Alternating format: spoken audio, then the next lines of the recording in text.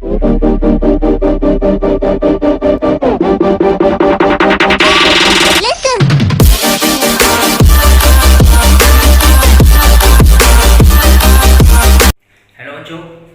Welcome to BOD classes. मैं सिर्फ विवेक कुमार वर्मा। ठीक है, सबसे पहले आप बेल आइकन को प्रेस कर दीजिएगा, लाइक शेयर और सब्सक्राइब करना मत भूलिएगा। ठीक है। अच्छा, अभी तक हम लोगों ने 3 लेक्चर्स देखे थे। पहले लेक्चर में कुछ हमने बेसिक रूल्स देखे थे, रेडियन को डिग्री, डिग्री को रेडियन, है ना, डिग्री को ग्रेड में चेंज करना। ठीक है। सेकंड लेक्चर क्या पढ़ा था हम लोगों ने? जो सेकंड लेक्चर्स में कुछ मतलब ट्रिग्नोमेट्री फंक्शंस में एंगल निकालना सीखा था। थर्ड में हमने ट्रिग्नोमेट्री फंक्शंस का ग्राफ देखा था, वो भी 3 फंक्शंस का देखा था, साइन, कॉस और टैन का। ठीक है। तो मैंने बोला था अगर आपको 3 ग्राफ्स आ गए हैं तो नेक्स्ट 3 ग्राफ से आपको आराम से आ जाएंगे। ठीक है। तो आज स्टार्ट करते हैं किससे? कोसेक थीटा से, है ना। अगर आपका कोसेक एक्स है या कोसेक थीटा है, थीटा बोलो या एक्स बोलो, बात देखिए। ठीक है। वाई के लिए एक्स, बात करते हैं y equal to cosec x से। कोसेक किसका इनवर्स होता है? साइन का होता है। मतलब cosec x is equal to 1 sine x. Reciprocal बोलो, इनवर्स मत बोलो, है ना, रेसिप्रोकल बोलेंगे आप। ठीक है। कोसेक किसका रेसिप्रोकल होता है? साइन का होता है। ठीक है। तो cosec theta is equal to 1 sine theta. ठीक है। तो हमको ग्राफ किसका देखना है? कोसेक थीटा का। तो एक चीज बता रहा है, कोसेक होगा क्या यहां से? y इज इक्वल टू क्या लिखनी है? y is equal to cosec of theta. ठीक है। तो मैंने बताया था कि पहले इसको अगर फंक्शन ब्रेक हो रहा है तो उसको ब्रेक करोगे। अगर tan होता था तो sin बाई cos होता था, कोसेक है तो 1 sin होगा। यहां से y क्या होगा? y is equal to 1 sin of theta. क्लियर हुआ? y क्या हो गया? 1 sin थीटा। जब 1 sin थीटा है मतलब मैंने बोला था कि फंक्शन सारी वैल्यू लेगा या x ले लो, इसलिए आप x ले लो, मैंने सारे फंक्शन x लेके करवाए तो कोसेक x या sin x। ठीक है। मैंने क्या बोला था यहाँ पे कि फंक्शन तभी डिफाइन होता है जब फंक्शन मतलब सारी वैल्यू x की लेगा, बस वही वैल्यू मिलेगा जिसके लिए फंक्शन अनडिफाइंड है। अच्छा, किसके लिए अनडिफाइंड है? जब हमारा y इन्फिनिटी आ जाएगा तो फंक्शन अनडिफाइंड हो जाएगा, है ना। समझ में आया? ठीक है। इन्फिनिटी कब होगा y is tends to infinity when sin x tends to 0, है ना। अगर sin x 0 हो जाए मतलब अगर sin x 0 हो गया तो 1/0 क्या बनेगा? इन्फिनिटी बनेगा। ठीक है।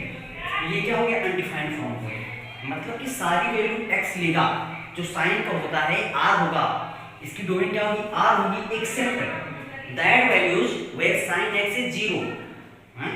और sin x 0 कहां पे होता है? n पाई पर होता है। हमको मैंने क्या बोला था? sin x कहां पे 0 होता है? होता है n पाई पे होता है। cos x कहां पे 0 होता है? 2n + 1 पाई/2 पे होता है। ठीक है। तो sin x n पाई पे 0 है तो sin x 0 कहां पे होता है? At x is equal to n pi. तो जहां पे फंक्शन 0 हो रहा है या फंक्शन क्या हो रहा है? इन्फिनिटी हो रहा है, और जिस वैल्यू पे फंक्शन इन्फिनिटी हो रहा है वो वैल्यूज क्या हो जाएंगी? सब्सट्रैक्ट हो जाएंगी, है ना, सारे रियल नंबर में से। तो इसकी डोमेन क्या हो जाएगी? बोल सकते हैं x बिलोंग्स टू क्या होगी? बता जल्दी से, r माइनस n पाई, है ना। ये तो इसका डोमेन समझ में कैसे होता है? क्योंकि इस कोसेक x क्या होगा? 1 sin x होगा। ठीक है। और sin x अगर 0 हो गया फंक्शन अनडिफाइंड हो जाएगा। अगर फंक्शन अनडिफाइंड हो गया, ठीक है, तो फिर वो हमारी डोमेन नहीं रही ना, उस फंक्शन उस मतलब वैल्यू के लिए x की उस वैल्यू के लिए फंक्शन हमारा डोमेन नहीं रही वो। ठीक है। तो डोमेन जब वो रहा ही नहीं तो उसको क्या कर देंगे? माइनस कर देंगे। और कहां पर फंक्शन 0 कहां पे इनफिनिट हो रहा है? x is equal to n pi पे। क्यों? क्योंकि sin थीटा यहां पे 0 हो रहा है, तो sin 0 होगा तो 1/0 क्या बनेगा? इनफिनिटी बनेगा, है ना। तो इसके लिए हमने क्या किया? r माइनस जहां पे फंक्शन क्या हो रहा था? 0 हो रहा था, 1 जहां फंक्शन इनफिनिटी हो रहा था वो वैल्यू क्या कर दी? सब्ट्रैक्ट कर दी। तो डोमेन क्या होगी? बिलोंग किससे करेगी? r माइनस n पाई से। अच्छा, इसके बाद बात करते हैं रेंज की। बहुत इंटरेस्टिंग चीज है रेंज, ध्यान समझना। हमने क्या बताया है? जो कोसेक x होता है 1 sin x होता है ना। और sin x की रेंज -1 से 1 होती है, आपको पता है। sin x की रेंज कहां से कहां तक होती है? sin x कहां से कहां तक पता है? -1 से 1 तक रेंज होती है, पढ़ के आए हो। ठीक है।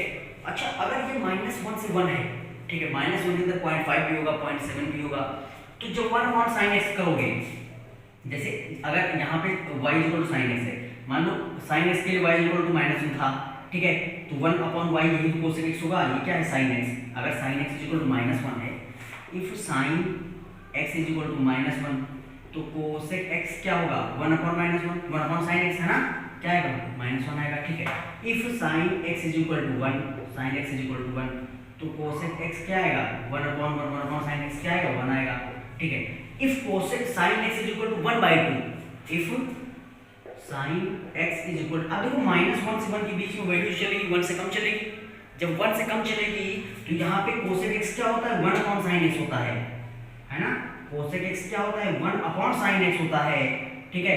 sin x है तो -1 होगा या 1 होगा, या -1 से 1 के बीच में होगा, कभी 1 से ज्यादा नहीं जाता है, तो कोसेक कभी 1 से कम होगा क्या, नहीं होगा, है ना, क्योंकि साइन क्या होता है रेसिप्रोकल होता है।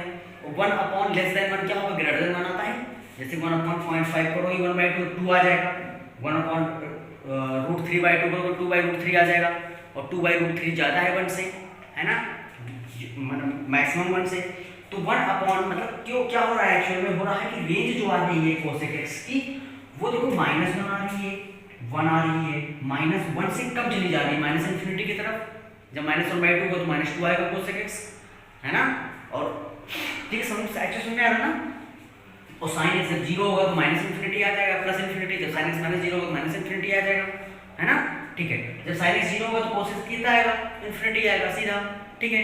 तो देखो cos x +∞ तक जा रहा है, -∞ तक जा रहा है ना, और -1 1 तक आ रहा है, बट कभी -1 और 1 के बीच में लाई नहीं करेगा, क्योंकि वहाँ पे sin x लाई कर रहा है, क्योंकि एक दूसरे के क्या होते हैं रेसिप्रोकल होते हैं, है ना, ठीक है। तो क्या कर सकते हैं यहाँ से इन्वर्टिबल होते हैं फंक्शंस, क्या बोल सकते हैं इन्वर्टिबल होते हैं, समझाते हैं इन्वर्टिबल क्या होता है ना, ठीक है। अब यहाँ से क्या बोल सकते हैं कि जो y लाई करेगा y की रेंज क्या होगी, y बिलोंग्स किससे करेगा, पहली बात तो -∞ से -1 जाएगा, यूनियन मतलब क्या है इन वैल्यू को क्या करेगा ले लेगा, ठीक है, यूनियन क्या होगा 1 to ∞, है ना। अब यूनियन मतलब एक्चुअल में है क्या, सिंपल एडिशन होता है, यूनियन मतलब क्या है दो सेट्स अगर आप ले लो तो सेट्स को कंबाइन कर दो, सारे लिख दो, जैसे यहाँ पे आपने x सेट लिखा है, x इज इक्वल टू 1 2 3, है ना, y इज इक्वल टू 2 3 4, तो x यूनियन y क्या होगा, देखो जो नहीं है वो भी जो है वो भी, तो x में जो है उसको खुद लिख लो क्या होगी 1 2 3, फिर y में जो है वो लिख लो जो x में ना हो, देखो x में कौन नहीं है 3 4 नहीं है 4 यहाँ पे लिख लो, है ना, मतलब कि एक सेट बन जाता है जो सारी वैल्यू रखेगा x और y की, है ना, देखो 1 2 3 2 3 4 1 2 3 4, देखो 2 3 4 इसमें भी है 1 2 3 इसमें भी, मतलब दोनों फंक्शन इसमें लाई करेंगे, मतलब क्या सिंपल कॉम्बिनेशन होता है, एडिशन होता है, ठीक है। तो क्या हो गया -∞ से -1 लेगा और 1 से ∞ लेगा, बट -1 और 1 से बीच में कभी नहीं लेगा, ठीक है। ब्रैकेट कौन सा लगाएंगे ये वाला, इंक्लूड करेगी वैल्यू -1 और 1 इंक्लूड करेगा, है ना, ऐसा नहीं -1 और 1 को ड्रॉप कर दोगे, -1 और 1 को लेना पड़ेगा, ये तो डोमेन रेंज हो गई, ठीक है। अब बात करते हैं ग्राफ की, है ना, तो इतना जल्दी से नोट करो कि ग्राफ बनाए, ठीक है, क्योंकि जब इसमें टाइम थोड़ा ज़्यादा लगेगा, ठीक है, तो ऊपर से आगे बढ़ते हैं। अब बात करते हैं ग्राफ की, तो मैंने कल बोला था अगर आपको sin x का ग्राफ आता है तो cosec x आ जाएगा, अगर cosec x का cos x आता है तो sec x आ जाएगा, अगर tan x आता है तो cot x आ जाएगा, ठीक है। अब देखो ध्यान से देखो, बहुत ज़्यादा ध्यान से देखो, मैंने एक चीज़ और बताई थी, एजिम्प्टोट्स होते हैं, एजिम्प्टोट्स जो होते हैं वो क्या होते हैं वर्टिकल लाइन होती है जहाँ पे फंक्शन हमारा डिफाइन नहीं होता है, ठीक है। फंक्शन हमारा डिफाइन कहाँ पे नहीं है, x equal to n pi पे, मतलब कि 0 पाई 2 पाई -पाई -2 पाई, इन पॉइंट्स पर फंक्शन हमारा डिफाइन नहीं है, और जहाँ पर फंक्शन डिफाइन नहीं होता है वहाँ पे हम वर्टिकल लाइंस को ड्रॉ करते हैं, डॉटेड वर्टिकल लाइंस को, वही क्या होते हैं एजिम्प्टोट्स होते हैं, है ना। कोई भी फंक्शन हो जहाँ पे फंक्शन डिफाइन ना हो वहाँ पे आप डॉटेड लाइंस को ड्रॉ करोगे, सिंपल मैथ में बता रहा हूँ, बेसिक मेथड बता रहा हूँ, आप इसको लेके चलना है जितना भी आपको ग्राफिकल मेथड्स पढ़ने हैं। अभी मैं पढ़ा तो 7 से 8 लेक्चर्स लगे मुझे ग्राफ्स पढ़ाने में, क्योंकि जे में ग्राफ बहुत इंपॉर्टेंट है, ठीक है। मेरे साथ चलते रहो, आपको बिल्कुल भी दिक्कत नहीं होने वाली, आपकी मैथ ऐसे खत्म हो जाएगी पता नहीं चलेगा, आपकी मैथ में 11th में कवर करवा दूँगा 12th की, परेशान मत हो, ठीक है।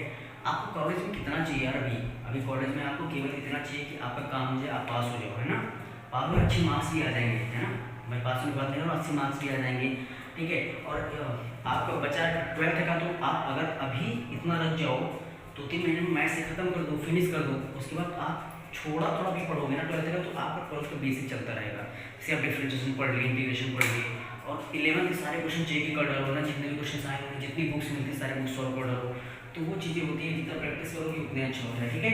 तो अभी आप मेहनत करना शुरू कर दो अभी से ही, है ना, बिल्कुल लग जाओ अच्छे से, ठीक है, फालतू चीज़ें छोड़ के, है ना। अब यहाँ से बात करें जरा cosec x की, तो cosec x का ग्राफ बनाना है, तो मैंने क्या बताया था किसकी हेल्प से बनाएंगे, sin x की हेल्प से बनाएंगे। तो एक काम करते हैं, पहले sin x से ग्राफ बना लेंगे जल्दी से, है ना, फिर sin x में देखना है क्या करना है, ठीक है। तो cosec x का ग्राफ बनाएंगे कहाँ पर, इधर, और sin x का ग्राफ ठीक है। यहाँ पे किसका ग्राफ रहेगा, y equal to sine x का, ठीक है। साइन एक्स ग्राफ होता क्या है एक्चुअल में, देखो जरा ध्यान से, अभी कंपैरिजन करेंगे बहुत इजी लगेगा, खुद बजाने वाला है, ठीक है। ये देखो क्या है, 0 है, ये क्या है पाई बाई 2 है, ये क्या है पाई है, ये क्या है 3 पाई बाई 2 है, और ये क्या होगा 2 पाई, है ना। इधर क्या होगा माइनस पाई बाई 2 है, माइनस पाई है, माइनस 3 पाई बाई 2 है, और माइनस का 2 पाई है ना। और ये वैल्यू क्या होगी 1 होगी, और ये क्या होगी -1 होगी, ठीक है। क्या करते थे साइन एक्स में, पाई बाई 2 पे मैक्सिमम, पाई पे 0, यही तो हो रहा था साइन एक्स, ऐसा कुछ जा रहा था, ऐसा बना होगा आपका ना, ये देखो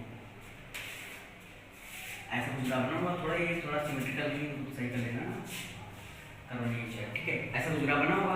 अब इसके हेल्प से बनाएंगे कोसेक एक्स का। तो मैंने क्या बोला था, साइन एक्स कहाँ पे मैक्सिमम है, 1 पे है नहीं, 1 मैक्सिमम है, -1 पे मिनिमम है, ठीक है ना। रेंज क्या है -1 से 1 के बीच में, मतलब जहाँ पे साइन एक्स लाई करेगा कोसेक एक्स वहाँ पे कभी लाई नहीं करेगा, क्यों, उसका रेसिप्रोकल है ना, ठीक है। तो कोसेक कहाँ लाई करेगा, इसके ऊपर और इसके नीचे, इतना पता चल गया, ठीक है। अच्छा, दूसरी चीज अब बनाते हैं जरा, आइजेंप्लोट्स कहाँ कहाँ पे आए थे, पहले तो पाई पे आएगा, फिर 2 पाई पे आएगा, फिर -पाई पे आएगा, फिर -2 पाई पे आएगा। तो यहाँ पे फंक्शन क्या होता है, डिफाइन नहीं हो रहा था, फंक्शन डिफाइन कहाँ नहीं था, जहाँ पे साइन 0 था, साइन 0 कहाँ है, 0 पे 0 है, पाई पे 0 है, 2 पाई पे 0 है, -पाई पे 0 है, -2 पाई पे 0 है। तो इन पॉइंट्स पे आइजेंप्लोट्स ड्रॉ कर लेंगे, है ना, सीधा वर्टिकल लाइन ड्रॉ कर लेंगे, क्योंकि फंक्शन यहाँ पे क्या हो रहा था, इन्फिनिटी हो रहा था, ठीक है। तो आप सबसे पहले आप एक कोऑर्डिनेट सिस्टम बना लो, है ना, ये x होगा और ये क्या होगा y equal to sine x, ये किसका ग्राफ है, y equal to sine x का, ठीक है। आप सिंपल एक बनाओ कोऑर्डिनेट सिस्टम, अभी देखना कितना इजी हो जाएगा, ठीक है। आपने थोड़ा स्कोर रख कर दें, थोड़ा सा इधर, ठीक है ना। आप कोऑर्डिनेट सिस्टम ड्रॉ करो जल्दी से, ये हो गया कोऑर्डिनेट सिस्टम आपका, ठीक है। ये x होगा, ये y होगा, y क्या होगा कोसेक x, है ना, ठीक है। दूसरी चीज मैंने क्या बोला है, सबसे पहले आप पॉइंट्स को मार्क कर लोगे, कौन कौन से, 0, 90, 180, 270, 360, है ना, आपको एक साइकिल लेके चलना है बस, ठीक है। अच्छा, ये क्या होगा 0, फिर पाई बाई 2, फिर पाई, फिर 3 पाई बाई 2, फिर 2 पाई, है ना। इधर ऐसे इधर चलोगे, -pi by 2, -pi, -3 pi by 2, -2 पाई। अच्छा, इतना समझ आया आपको। अच्छा, अब क्या करेंगे, जो हमारा मैक्सिमम पॉइंट है उसे लिख लो, मैक्सिमम पॉइंट क्या था 1 था, मिनिमम पॉइंट क्या था -1 था, इसको लिख लो, है ना। अब क्या करना है, जहाँ पे फंक्शन हमारा sin x 0 हो रहा था, वहाँ पे फंक्शन क्या हो रहा था, y इक्वल टू इन्फिनिटी आ रहा था। तो जहाँ पे sin x 0 है वहाँ पे हम वर्टिकल लाइंस को ड्रॉ कर लेंगे। तो 0 पहले देखो 0 पे 0 है, तो 0 पे वर्टिकल लाइन ड्रॉ है ही, इसको देखना नहीं है ना।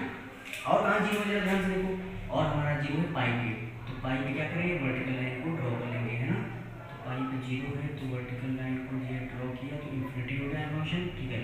2 पाई पे 0 है sin x, यहाँ पे फंक्शन इन्फिनिटी होगा, है ना। कोसेक x यहाँ पे इन्फिनिटी होगा, 2 पाई पे भी साइन यहाँ पे 0 है, वर्टिकल लाइन ड्रॉ कर लिया, ठीक है।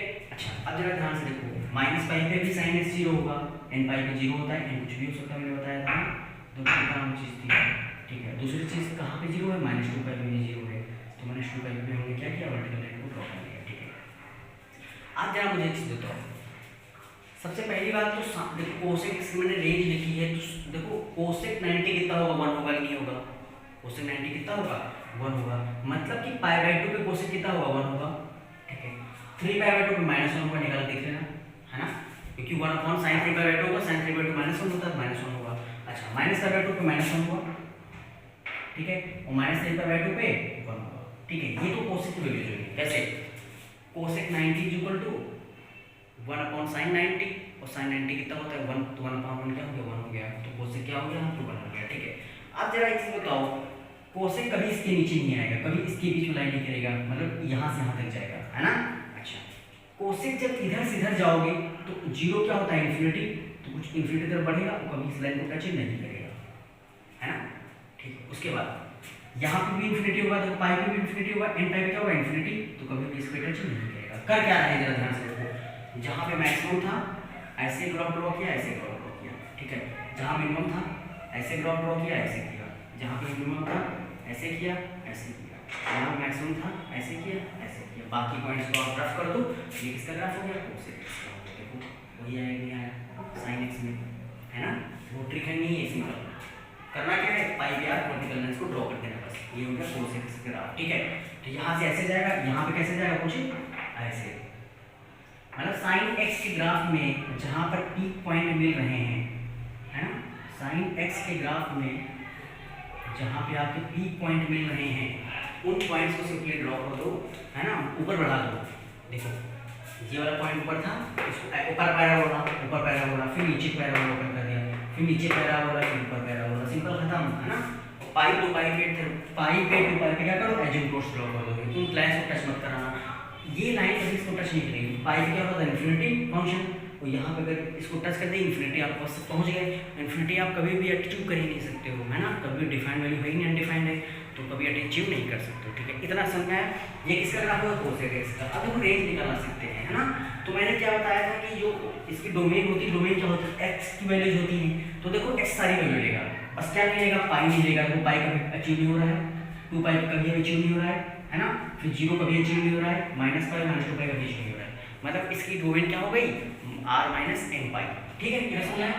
अच्छा, रेंज की बात करें, रेंज क्या होती है, y एक्सिस पे जो होती है, तो रेंज कहाँ से कहाँ तक है, देखो माइनस इन्फिनिटी से -1, तो माइनस यहाँ पे है ना, माइनस इन्फिनिटी से -1, फिर इतना गैप हो गया क्योंकि यहाँ पे साइन लाई कर रहा था, फिर क्या होगा 1 से इन्फिनिटी। ठीक है, आपका नोट करना। ठीक है, ये हो गया सिंपल cos x ग्राफ। मैं आई होप आपको समझ में आया होगा, है ना, अच्छे से। अगर नहीं आया होगा आप थोड़ा बता दीजिएगा, ठीक है, मैं अलग तरीके से बता दूँगा, है ना। ये तो हो गया। अच्छा, अब ये cos x हो गया, अब sec x की बात करते हैं। ठीक है, बात करते हैं sec x की।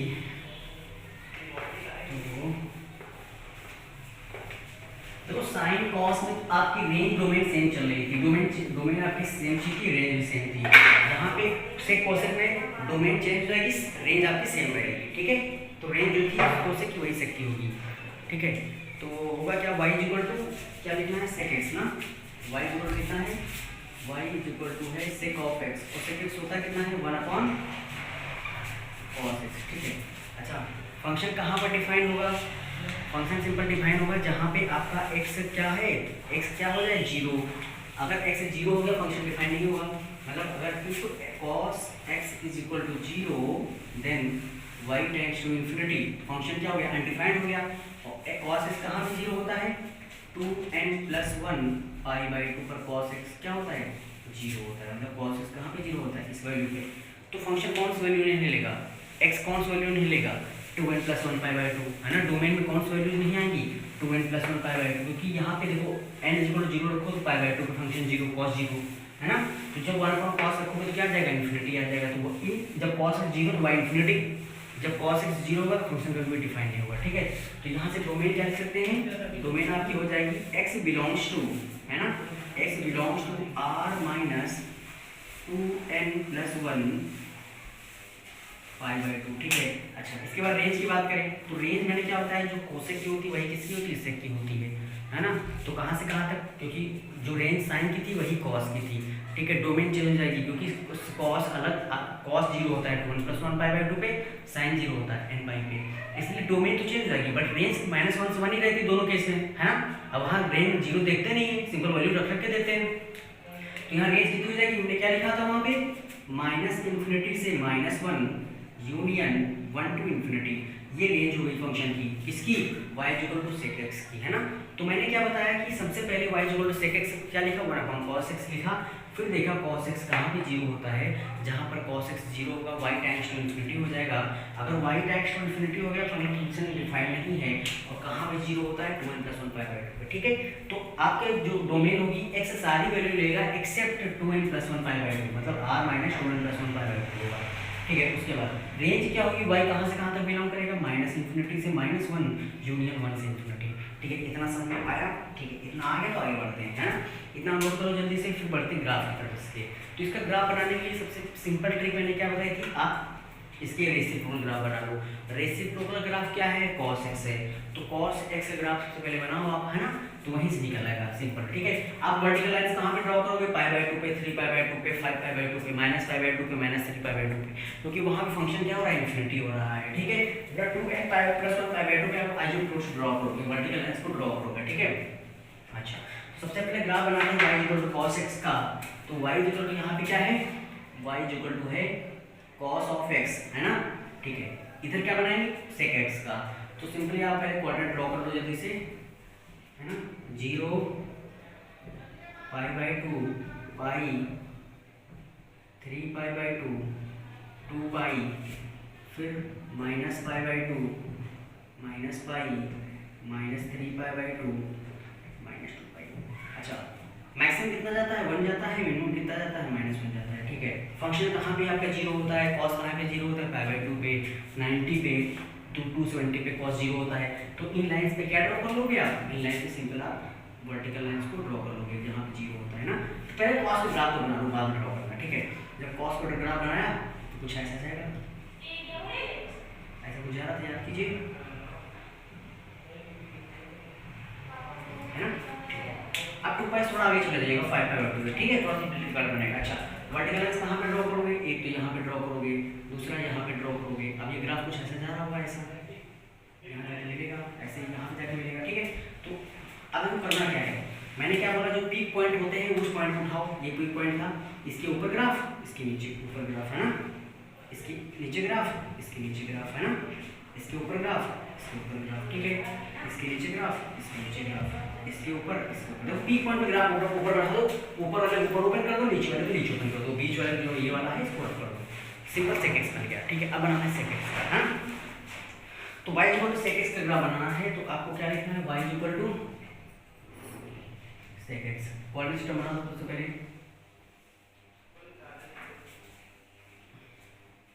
तो क्या होगा, 0 π/2 पाई 3 π/2 2 पाई, और फिर क्या होगा 5 π/2।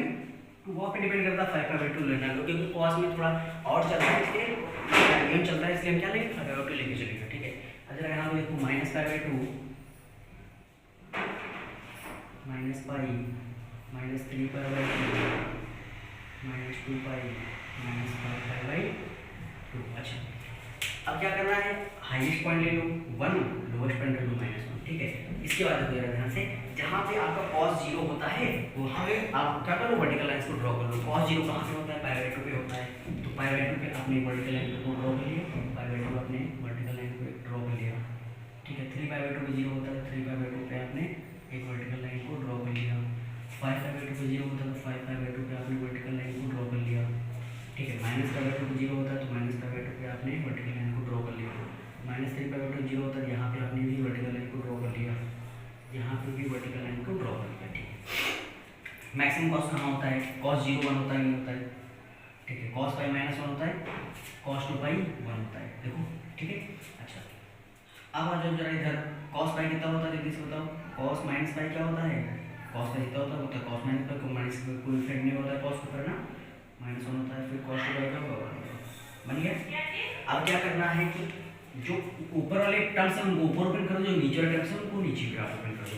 जो इसको ऊपर करोगे क्या होगा, ऊपर टच नहीं करेगा, ऐसा कुछ चला जाएगा, इधर टच नहीं करेगा, ऐसा कुछ चला जाएगा ना, इधर टच नहीं करेगा, ऐसा कुछ चला जाएगा, इधर टच नहीं करेगा, ऊपर वाले ऊपर कर दो, अभी नीचे वाले नीचे करेंगे, ठीक है। एक पॉइंट कहाँ मिला था, ये मिला था, टच नहीं करेगा, ऊपर चला जाएगा, टच नहीं करेगा, ऊपर चला जाएगा, ठीक है। ये देखो जरा, टच नहीं करेगा, नीचे जाएगा, टच नहीं करेगा, नीचे जाएगा, फिर टच नहीं करेगा, नीचे जाएगा, फिर टच नहीं करेगा, नीचे जाएगा। ये क्या हो गया, y equal to sec x हो गया। अब ये टच नहीं करना चाहिए ना, ये टच नहीं कराया मैंने, गलती से हो गया है, वो टच नहीं कराओ, ठीक है। ये क्या हो गया, y equal to sec x हो गया। अच्छा, जरा ध्यान से डोमेन की, तो मैंने डोमेन क्या बताया था, r - 2 1 + 1 π/2, है ना। तो वो सारी वैल्यू लेगा, बस कौन सी नहीं लेगा, एक ये पॉइंट नहीं लेगा, एक ये पॉइंट नहीं लेगा, एक ये पॉइंट, एक ये पॉइंट, एक ये पॉइंट, एक ये पॉइंट, अच्छा आपके ये पॉइंट्स नहीं लेगा। ये कौन से पॉइंट हैं, π/2 3 π/2 5 π/2 2n + 1 π/2 ये तो हैं, या 2n - 1 π/2, बहुत लोग 2n - 1 पी लिखते हैं, बहुत लोग 2n + 1 π/2 लिखते हैं, जैसे आपकी इच्छा हो वैसा लिखो, है ना, उसमें कोई पाबंदी नहीं है आपकी, ठीक है। तो ये क्या है, 2n + 1 π/2 ही है। तो आप सारी वैल्यू लोगे एक्स एक्सिस पे, r लोगे, बट क्या नहीं लोगे, 2n + 1 π/2 नहीं लोगे, ठीक है। ये आपकी क्या होगी, डोमेन हो गई। अच्छा, रेंज की बात करें तो रेंज क्या होगी, मैंने बोला था जहाँ पे कॉस लाई करेगा वहाँ सेक नहीं होगा, बस बाउंड्री कंडीशन इंक्लूड करेगा।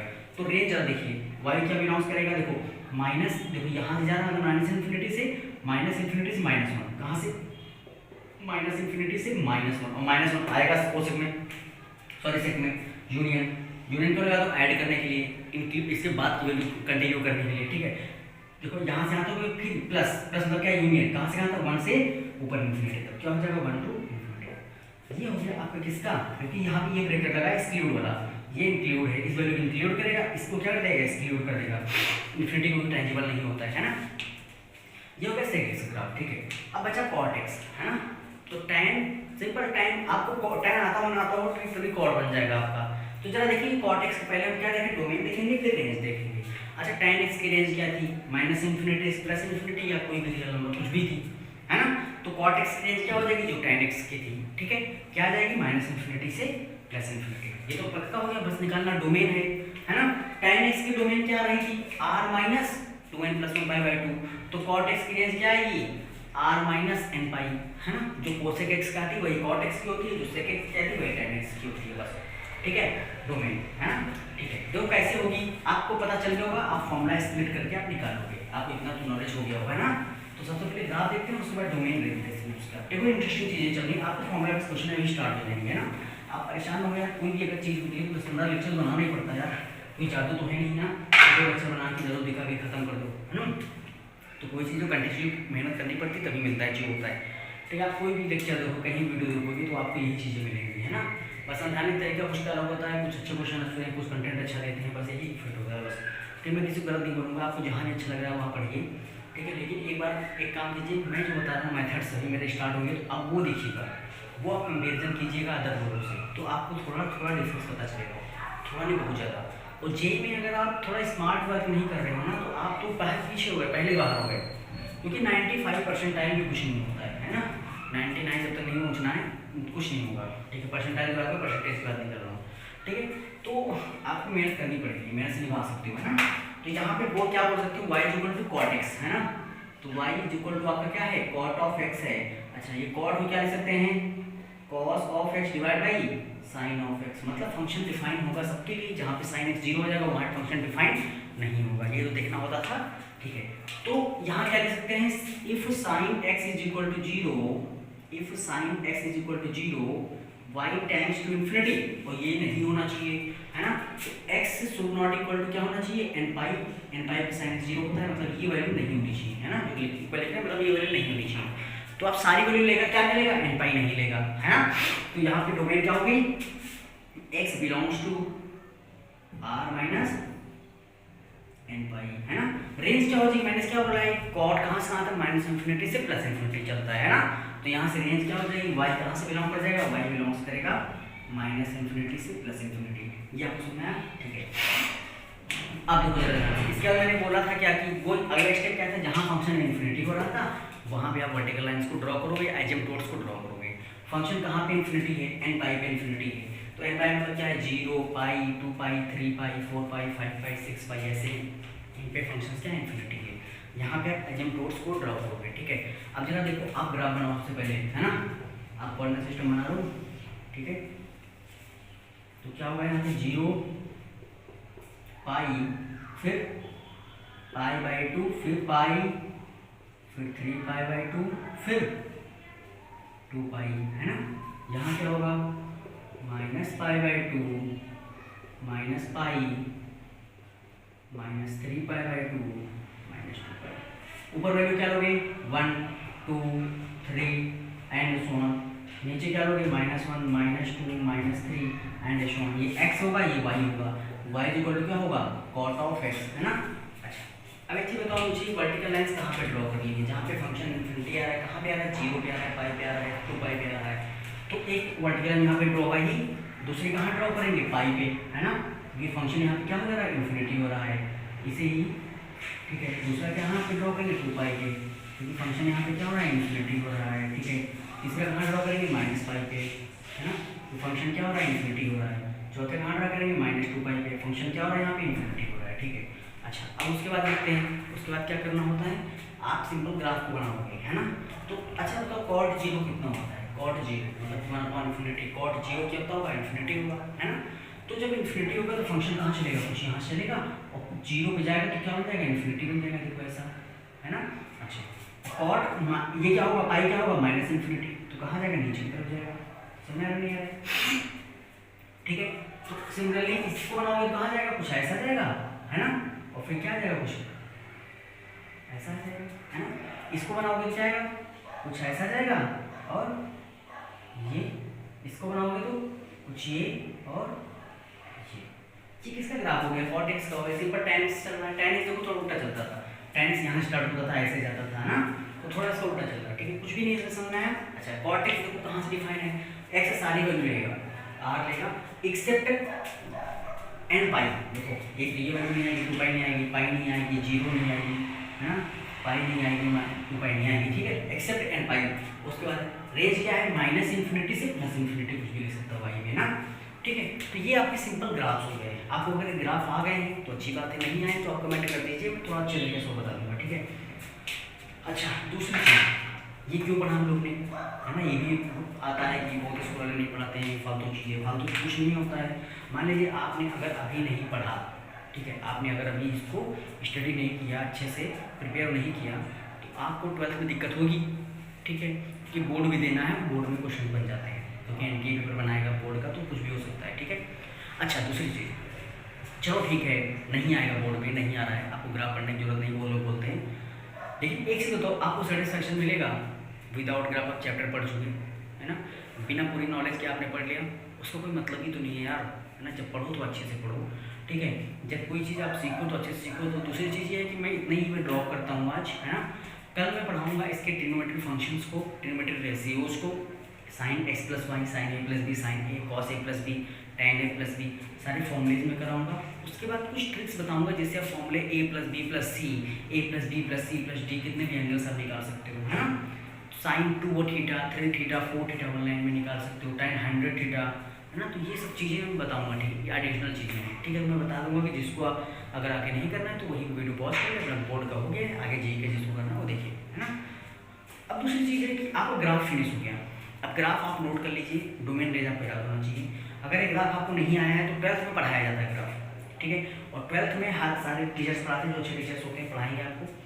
तो वहाँ पे अगर आपको साइन एक्स का ही नहीं पता है तो साइन इनवर्स एक्स का कैसे निकालोगे यार, जब साइन एक्स के डोमेन ही नहीं पता है तो साइन इनवर्स एक्स की रेंज कैसे निकालोगे, ये चीज़ें होती है, ठीक है। तो कोई भी चीज़ बेकार नहीं होती है, उसके लिए आप क्या करो कि अभी से मेहनत स्टार्ट कर दो, है ना। आज मैं यहीं पर ड्रॉप करता हूँ, कल मैं इसका भी शुरू करूँगा, ओके, ठीक है। तो अभी कितनी चीज़ें हो गई, है ना। अब इसके बाद क्या पढ़ना है हमको, सारी ट्रिग्नोमेट्री आइडेंटिटीज पढ़ेंगे, फॉर्मूलेज पढ़ेंगे, ठीक है।